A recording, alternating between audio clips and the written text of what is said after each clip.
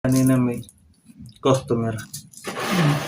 Tinanong ako, sabi, Kuya, mahirap ba maging Shopee writer? Sabi ko, nag-umpisa ako ma'am sa Shopee. Kamukha ako si Ding Dong Dantes. Sabi ko po. Natawa eh. Nasagot na po ba yung tanong nyo? Oo eh.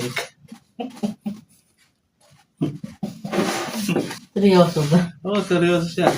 Kaya mahirap ba mag-rider? Di seryoso ako.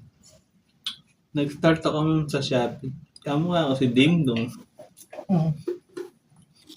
Okay na, kuya. Seryoso ako eh. Akala nagbibiro.